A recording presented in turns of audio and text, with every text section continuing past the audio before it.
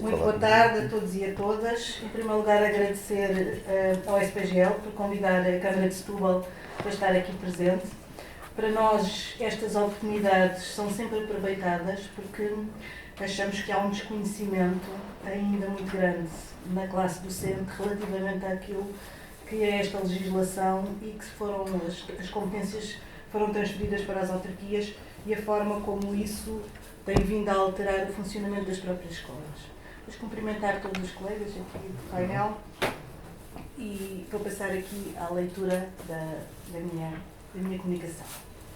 Este ano comemoramos os 50 anos do 25 de Abril, a Revolução que nos devolveu a liberdade e os direitos fundamentais.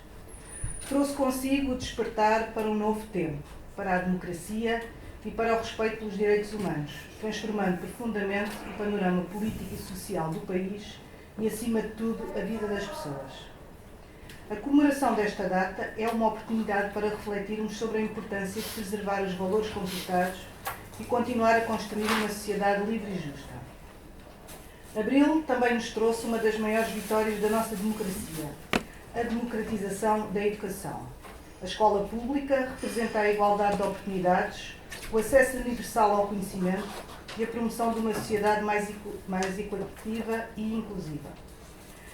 Nas últimas 5 décadas, assistimos a avanços significativos na educação em Portugal, impulsionado por políticas que expandiram o acesso ao ensino e garantiram melhorias na qualidade educativa.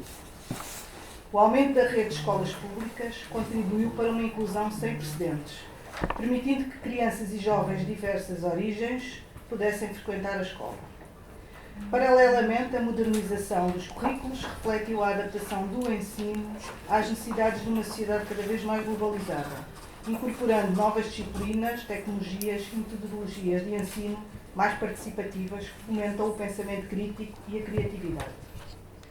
Os investimentos em infraestruturas melhoraram o ambiente escolar, com a construção e renovação de escolas e inclusão de refeitórios escolares, criação de bibliotecas e espaços desportivos, proporcionando um ambiente mais adequado e seguro para a aprendizagem. A abertura das escolas à comunidade, assim como a constituição de associações de pais e encarregados de educação, também foram passos essenciais para fortalecer a relação entre famílias e instituições do ensino em Portugal. Com uma visão mais colaborativa, as escolas passaram a convidar as famílias a participarem ativamente na vida escolar dos seus filhos. Estes avanços consolidaram o direito à educação como um pilar fundamental para o desenvolvimento individual e coletivo, motor da construção de um país. No entanto, ainda há muito a fazer para garantir que todos os cidadãos possam beneficiar plenamente das conquistas de Abril. Estas comemorações de 50 anos do 25 de Abril são, pois, um convite para refletirmos sobre a importância de continuarmos a lutar pelos valores que essa data nos trouxe. A democratização da escola deve, pois, ser um processo contínuo, que exige o nosso empenho em dar voz aos vários agentes educativos, promovendo a sua participação ativa nas decisões que afetam o futuro da educação. Urge apoiar e valorizar as lutas dos professores e dos educadores que diariamente se dedicam a garantir um ensino de qualidade. Exigir melhores condições de trabalho e de ensino é crucial para assegurar que todos, sem exceção, tenham acesso a uma educação de excelência. Isso não inclui apenas os professores, mas também os auxiliares de ação educativa, recusando-nos nós à ideia e ao conceito generalista de assistente operacional, assistentes técnicos e todos os outros profissionais que contribuem para o funcionamento das nossas escolas. Temos o dever de continuar a exigir condições de trabalho dignas e adequadas para todos os intervenientes no processo educativo. Assegurar ambientes de ensino que promovam o bem-estar e a segurança é essencial para o sucesso escolar dos alunos, para a realização profissional dos professores e para o crescimento das comunidades. As condições de trabalho das comunidades educativas abrangem um conjunto amplo de fatores essenciais para o bom funcionamento do ambiente escolar e para o bem-estar da comunidade. Esse conjunto inclui não apenas a qualidade das infraestruturas físicas, como edifícios bem conservados, salas bem equipadas, bibliotecas e espaços recreativos, mas também uma rede de respostas sociais que apoiará as diversas necessidades da comunidade. Entre essas respostas, destaca-se o acesso a serviços de apoio psicológico e pedagógico, a existência de programas da saúde escolar, a oferta de refeições de qualidade, e eu acrescentaria gratuitas. Além disso, políticas de apoio de conciliação entre a vida profissional e pessoal podem beneficiar o processo educativo. Embora os avanços tenham sido notáveis e muitas conquistas tenham transformado a educação em Portugal, hoje espera-se ainda muito mais da escola. As expectativas vão além do acesso universal do ensino e das melhorias nas condições de aprendizagem. Ambicionamos uma escola verdadeiramente democrática, que acolha e valorize todas as vozes da comunidade. Para responder a estas exigências da atualidade, a escola deve adaptar-se continuamente, integrar práticas que promovam não só o sucesso académico, mas também o desenvolvimento de competências essenciais para o futuro, como o pensamento crítico, a cidadania global e a sustentabilidade ambiental. Com os olhos postos na necessidade das populações, a educação deve preparar os alunos para os desafios de um mundo em rápida transformação, onde as responsabilidades sociais e ecológicas se tornam cada vez mais fundamentais. Para isso, compete a todos estarmos atentos à evolução do sistema de ensino, às políticas educativas que são seguidas e refletir, agindo sobre aquilo que temos vindo a sentir ser um desinvestimento na área da educação. Comecemos com uma retrospectiva histórica em relação a diferentes etapas deste processo de transferência de competências para os municípios.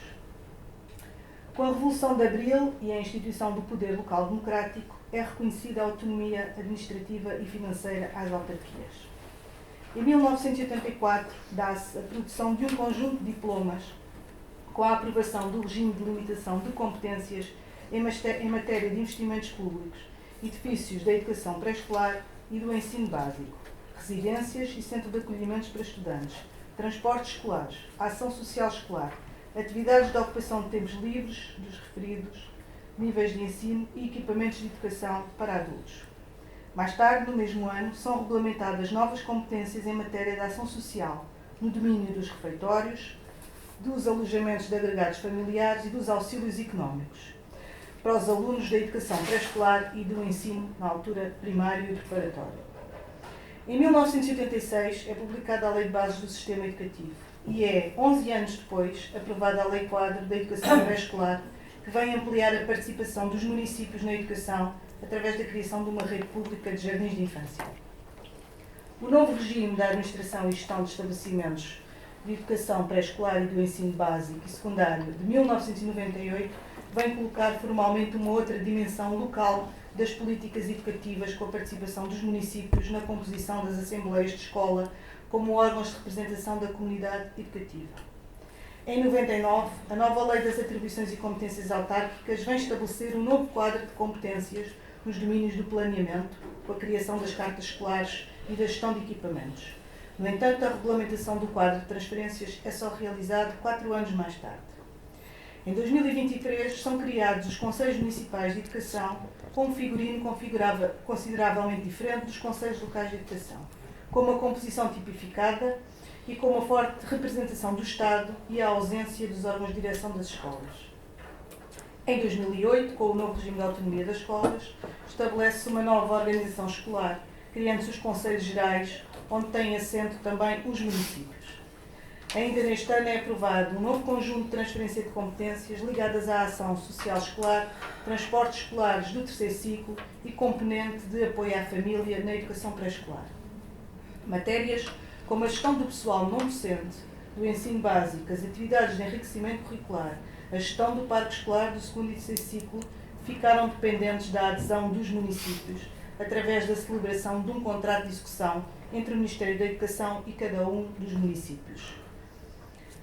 No universo, em Portugal continental, de 278 municípios, apenas 113, ou seja, 41%, celebraram esse tal contrato de execução. Tal significa que a maioria dos municípios portugueses não manifestaram vontade em contratualizar essas novas competências. Os municípios herdaram um património de construções escolares inadequadas, tanto ao nível do seu projeto de concessão, não respeitando em muitos casos o espaço adequado para a aprendizagem, como ao nível da distribuição territorial, resultado da falta de investimento do Estado ao nível da educação. O parque escolar da educação pré-escolar era praticamente inexistente, porque não havia educação pré-escolar pública e o parque do primeiro ciclo era muito degradado e era praticamente todas as escolas do plano centenário que foram passadas para as câmaras nessa altura. Importa ainda referir que a intervenção dos municípios em matéria de educação não se pode limitar ao exercício de puras competências, porque será muito mais do que isso, no que quer dizer ao nível dos projetos das escolas, dos seus próprios projetos educativos ou do planeamento da rede escolar. Muito antes de prever a questão das cartas educativas municipais, já os municípios faziam também este trabalho. O processo de transferência de competências para as autarquias na área da educação, iniciado em 84, sempre se baseou numa interpretação parcial do princípio da descentralização e, mais recentemente, do princípio da subsidiariedade. Ao longo do tempo, contudo, foi-se revelando o objetivo de limitar, ou mesmo reduzir, a despesa pública destinada à escola pública, desresponsabilizando assim os sucessivos governos de uma função que cabe ao Estado Central. Paralelamente à retórica da proximidade, porque essa muitas vezes é o argumento para que as câmaras assumam as transferências, portanto, paralelamente, têm avançado cortes nas estruturas desconcentradas do Ministério da Educação. Em nome da descentralização, as autarquias foram incumbidas de responsabilidades anteriormente atribuídas aos órgãos de gestão das escolas, restringindo assim a autonomia num sistema centralizado e burocrático, sem recursos que compensem o subfinanciamento da escola pública. Ainda que muitas autarquias tenham investido na defesa da escola pública, este processo continua a impor desafios substanciais.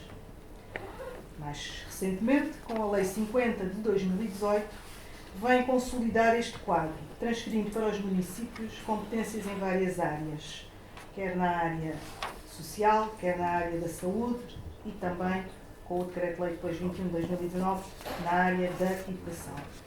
Isto é uma plena desresponsabilização de tudo o que são áreas que pertencem e que deviam ser tuteladas pelo Estado Central, áreas que são sensíveis e que necessitam de uma resposta adequada a nível nacional. O Decreto-Lei 21 de 2019, em particular, delegou nas autarquias competências educativas, entre algumas das quais estavam anteriormente atribuídas às próprias escolas, desvinculando assim problemas que têm motivado frequentemente queixas de pais, alunos e profissionais do ensino.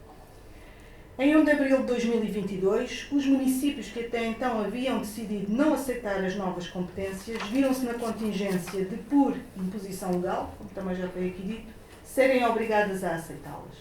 Na altura, como afirmou publicamente o Presidente da Câmara Municipal de Setúbal, e passo a citar, a Câmara Municipal de Setúbal entendeu aceitá-las, as competências, em protesto, porque em abono da verdade do que se trata é assumir responsabilidades. Para lhe chamarmos competências, era necessário que essas responsabilidades viessem acompanhadas dos devidos meios humanos e financeiros para as exercer, o que não acontece neste processo. Aliás, nós temos vindo a chamar transferência de encargos, porque é isso que temos vindo a sofrer. Os recursos alocados têm-se revelado insuficientes, gerando um acréscimo de responsabilidades para os municípios e colocando em risco o direito universal ao acesso de uma educação gratuita e de qualidade. A tomada de decisões sobre a organização da educação e do ensino, adaptadas aos recursos disponíveis de cada município, pode levar ao agravamento de desigualdades no acesso à educação. E aqui dar um exemplo, e muitas vezes nós somos confrontados com isto, na Câmara de Setúbal é assim, mas na Câmara de A, B ou C, ou é melhor ou é pior. Nós podemos ter 278 situações diferentes relativamente à mesma matéria, o que é grave. A evidência acumulada ao longo do tempo indica que esta abordagem pode intensificar as desigualdades entre municípios e aumentar a pressão financeira sobre as autarquias. Antes de referir os desafios que esta transferência nos trouxe, importa enquadrar e caracterizar o Concelho de Setúbal. O Concelho de Setúbal está inserido na área metropolitana de Lisboa e tem cerca de 123 mil habitantes.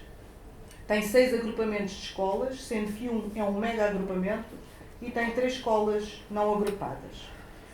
Temos mais de 16 mil alunos. Setúbal sempre foi um território multicultural, sendo que nos últimos anos o número de migrantes, à semelhança do que tem acontecido em outros municípios da área metropolitana, aumentou significativamente. Enumero agora as áreas em que identificamos os maiores desafios. Gestão do pessoal não docente. A insuficiência de funcionários, aliada a critérios de alocação inadequados e a uma portaria de rácios desajustada da realidade escolar, tem vindo a comprometer o funcionamento seguro e eficiente das escolas. A gestão dos recursos humanos, agora a cargo dos municípios, inclui ainda obrigações adicionais, como formação, fardamento, saúde, segurança no trabalho, seguros de acidentes de serviço, o que tem aumentado os encargos com esta área. É importante a alteração da portaria de rácios como principal medida de gestão, pois dos 532 trabalhadores transferidos para o município, nós temos ausentes cerca de 25% destes trabalhadores. E quando eu digo ausentes, são ausentes normalmente com doenças graves até, porque a média de idade destes trabalhadores está entre, mais ou menos 40% dos nossos trabalhadores têm entre 60 e 70 anos. Portanto, é natural que as pessoas tenham, efetivamente, e comecem a padecer de várias problemáticas. Do último levantamento que fizemos, só a partir de 2025 nós corremos o risco de ficarmos sem 54 trabalhadores, porque vão fazer 65 anos e a maior parte deles estão em condições de pedir a aposentação. Referi também que a transferência destes trabalhadores, quando foi feita para o município, não tinha o rácio cumprido. Portanto, o Ministério da Educação também não cumpria os rácios. E daqueles que nos foram transferidos, infelizmente nas listagens até constavam alguns trabalhadores que já tinham falecido. Desde 2022 que o município admitiu 90 trabalhadores, mas também já saíram 78. No próximo dia 4 de novembro entrarão mais 18 auxiliares da ação educativa. No campo dos transportes escolares, o alargamento do acesso a estes serviços, embora seja positivo, enfrenta aqui alguns problemas logísticos e financeiros, nomeadamente naqueles concelhos que têm dispersão geográfica ou que não têm cobertura de transporte público. Esse é o caso, por exemplo, na freguesia de Azeitão e na União das Freguesias de Setúbal, temos casos onde o transporte público não é garantido. Também esta transferência de competências nos obriga ao transporte das crianças com necessidades específicas, o que também não é fácil encontrar quem consiga fazer este serviço, e nós internamente na Câmara não temos capacidade, porque estamos a falar num universo muito grande de crianças. A questão do apoio alimentar, portanto, a gestão de todos os refeitórios passaram para as câmaras municipais. No caso de Setúbal, nós recebemos mais 10 refeitórios e posso-vos dizer que alguns desses refeitórios estavam impróprios para consumo. Portanto, tivemos que fazer obras, tivemos que fazer substituição de diversos equipamentos, porque se a ASAI aparecesse naqueles refeitórios, com certeza que eles seriam fechados. Outra das questões muito complexas, escola a tempo inteiro.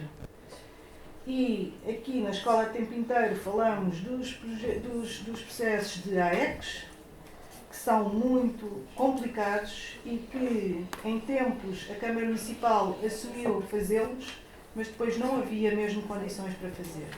E dissemos ao Ministério da Educação que não podíamos continuar a fazer AECs. Entretanto, isto dá tudo a volta, os agrupamentos fazem as AECs e agora passa tudo outra vez para as câmaras municipais.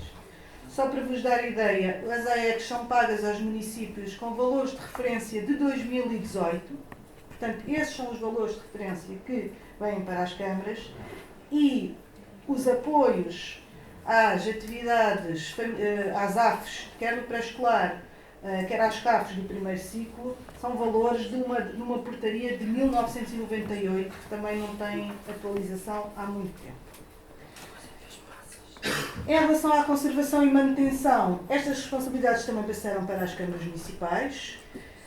Tudo o que tem a ver com o funcionamento da escola, água, luz, gás, comunicações, tudo a ser transferido para as autarquias com valores de referência de 2018.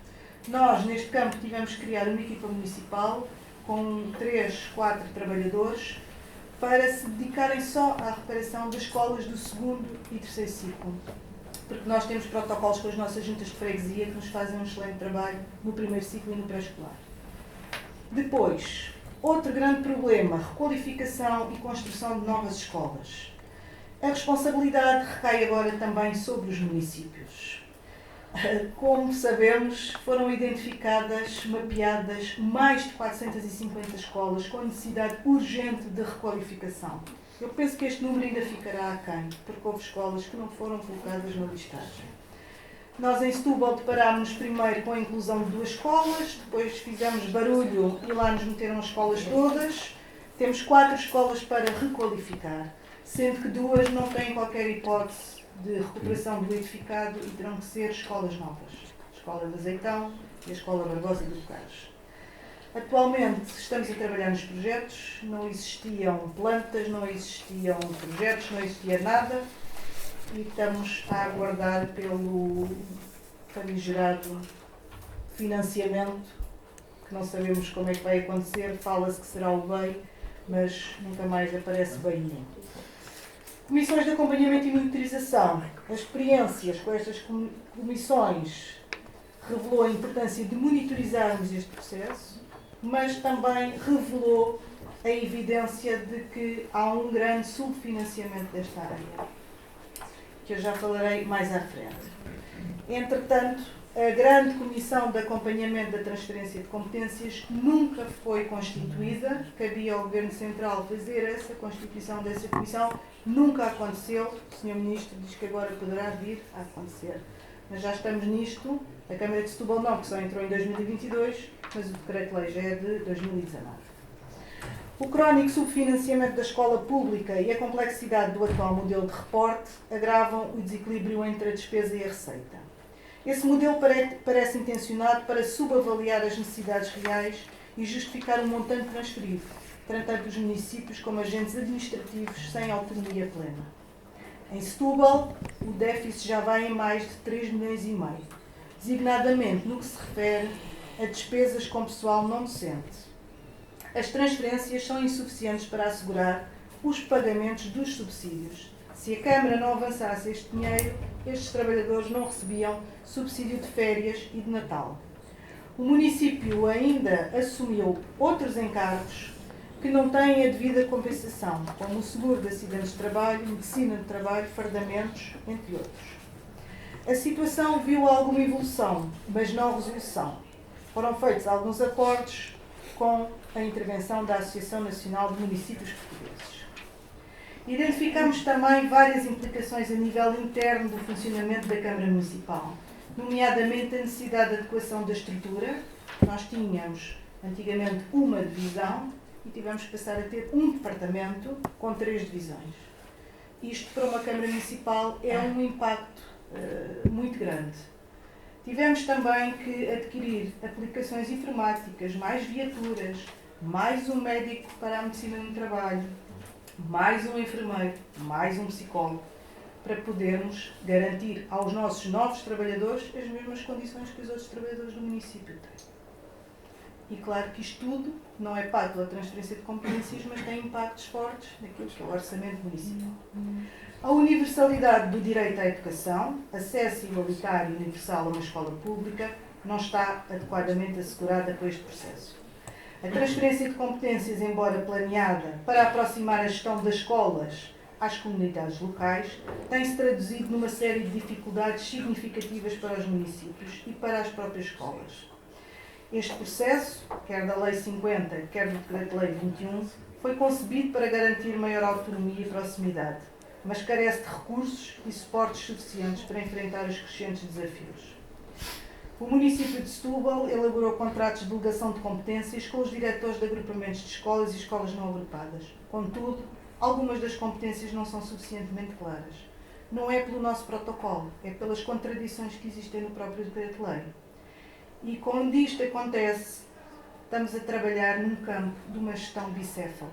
É isto que está a acontecer, porque as escolas tentam gerir de uma forma e depois a Câmara tenta gerir de outra, e não havendo aqui uma definição clara de quem faz o quê, e a lei não é suficientemente clara. Só para vos dar um exemplo, o diretor continua a ter o poder para abrir um processo disciplinar e aplicar uma sanção, o que entra em contradição com a Lei do Trabalho em Funções Públicas, porque na Câmara Municipal Quem decide sobre as penas disciplinares é o próprio órgão de Câmara. Portanto, não pode ser um órgão unipessoal a definir estas sanções. É só para dar um exemplo de como é que as coisas não funcionam. Da análise da implementação da transferência de competências efetuada com os agentes educativos locais, nomeadamente ao nível da Associação de Municípios da região de Setúbal e da área metropolitana de Lisboa, identificamos ainda uma série de desafios comuns e de obstáculos à conquista da verdadeira escola democrática.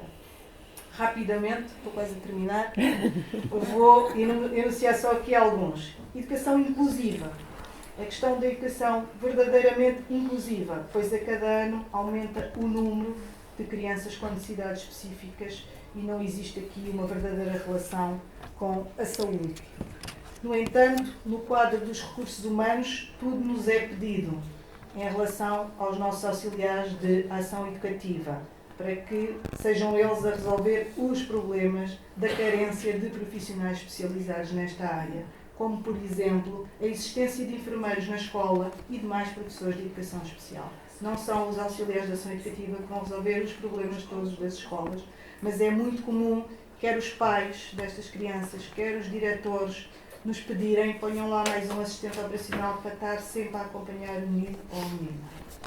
A contratação de recursos para o pré-escolar, porque esta é casuística, não está na portaria. O ano passado nós apenas tivemos direito a um recurso para o pré-escolar, a mais daqueles que são das salas, o que torna muito complexo esta gestão. Só para vos dizer que também tivemos numa reunião com o Sr. Diretor-Geral, que disse que a nível do país foram colocados menos de 200, sendo certo que menos de 200 é menos de um por município. Portanto, isto não faz absolutamente sentido nenhum.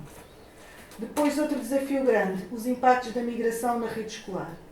Como noutros municípios, Setúbal tem enfrentado este desafio porque temos recebido muitas crianças vindas com as suas famílias, naturalmente, para trabalhar no nosso concelho e que se têm aí fixado. Este impacto tem sido muito grande no primeiro ciclo, o que levou a que uma série de regimes que já estavam a tempo normal tivessem que passar novamente para regime duplo. Desafios para o sucesso. Carência de recursos, perda de autonomia nas escolas para desenvolver os seus próprios projetos que implicam diretamente com o desempenho dos alunos, evidenciando a necessidade urgente de uma política que reforce a escola pública. Assim, a educação enfrenta hoje um momento crítico, em que a descentralização de competências, sem o adequado suporte financeiro e estrutural, põe em risco a qualidade da mesma. Agora, só em jeito de conclusão, aquilo que nós consideramos mesmo é que este processo devia ser revisto e provavelmente revertido. Pode ser uma opinião controversa, porque depois vem sempre aquela coisa de vocês estão mais próximos, fazem melhor. Mas a nossa opinião é que nós verificamos com esta transferência de competências que houve um retrocesso. Nomeadamente porquê? Porque não salvaguarda o princípio da universalidade no direito à educação. Porque não garante o caráter público da gestão e exercício de várias competências transferidas. Contraria o princípio essencial da existência de uma delimitação clara de competências entre os diversos níveis de administração, realçando a necessidade de criarmos regiões administrativas com competências próprias. Devido ao subfinanciamento crónico da escola pública, adensam-se diversos problemas de natureza financeira e orçamental na gestão da própria autarquia. Provoca dificuldades no funcionamento geral dos serviços, exigindo soluções diferenciadas dentro da estrutura municipal da Câmara e reforço noutras áreas, nomeadamente na área dos recursos humanos, na área das obras municipais, na área do departamento financeiro. Causa dispersão na definição das prioridades de intervenção, descentrando as autarquias daquilo que também são as suas competências e que não podem deixar de fazer, que é as limpezas, os espaços verdes, os cemitérios, todas essas coisas que nós fazemos e que neste momento também estão postas em causa. Transmite um sinal errado às populações do que devia ser um verdadeiro processo de descentralização. Sobre a componente financeira da transferência de responsabilidades, dizemos que é insuficiente o conjunto de circunstâncias que justificaram a necessidade da reavaliação do princípio de neutralidade financeira. As escolas já não recebiam dinheiro, Portanto, as câmaras também não estão a receber dinheiro e as coisas chegaram a este ponto.